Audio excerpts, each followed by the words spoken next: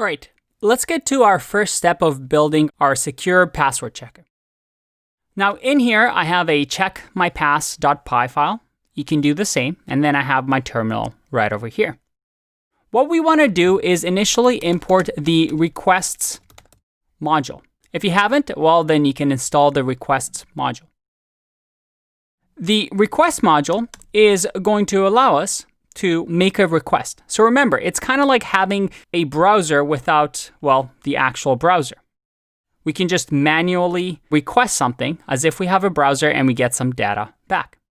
So the way we can actually use the request module with the password API is that we can have the password API URL, which I'll just tell you what it is. It's https://api.pwnedpasswords.com.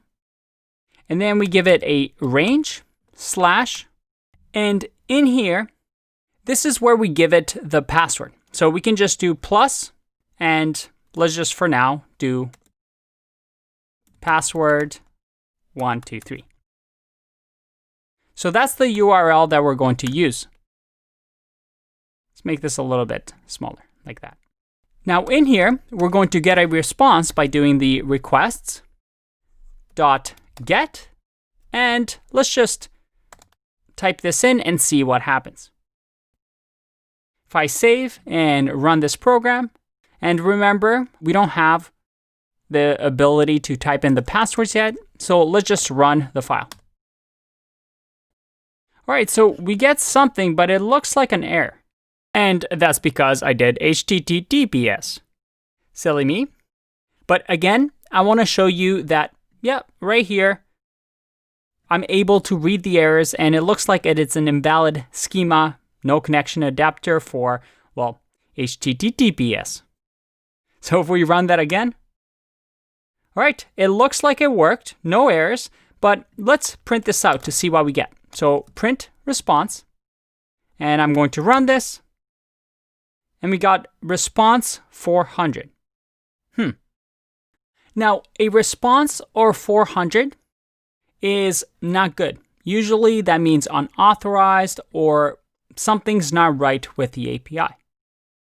Now, these response codes are something we'll get into in the web development section of the course, but it just means that 400 is not good. We want a response of 200. 200 means okay. And the reason this happens is because this is not how the API actually works. You see here, we just gave it a password, but the way that this API works is it uses something called hashing. Now, what does that mean? I'm going to include a bonus lesson after this one so that you can learn a little bit more about hashing. But I have here this website that I'm going to link to, and let's make this a little bit bigger. Hopefully you can see. It's a SHA-1 hash generator. Now, hashing a password, it's something that you should always do. Let's say you're saving a user's password to a database. You should never store a user's password in what we call plaintext. That is exactly what the password is. Instead, we want to do something called hash it.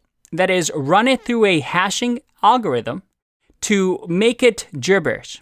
So when I do password 123 here and I click generate and I scroll down, this is the hashed password. Notice here that as I change this password, this changes as well. But the key here, and this is something that we'll talk about in that bonus video, is that hashing is a one-way function.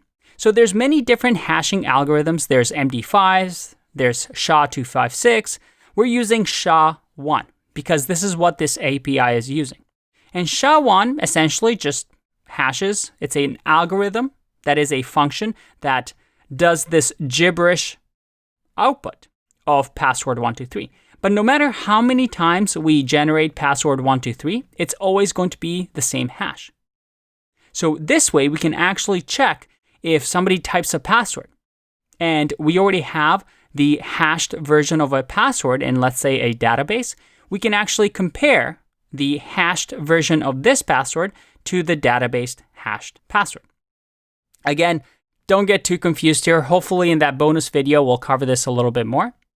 But the key thing is that this API, because we want to be as secure as possible, is, well, we don't want to send over the wire our real password. Instead, we want to send this hashed version of our password. So if I copy this and put it over here, this is what we should be sending to the API. But here's the problem. This is still not super secure, because anybody can come now and type in and keep guessing, and eventually hit on password 123 and see, oh, this hash is the exact same one as this hash. So they will know that this is our password.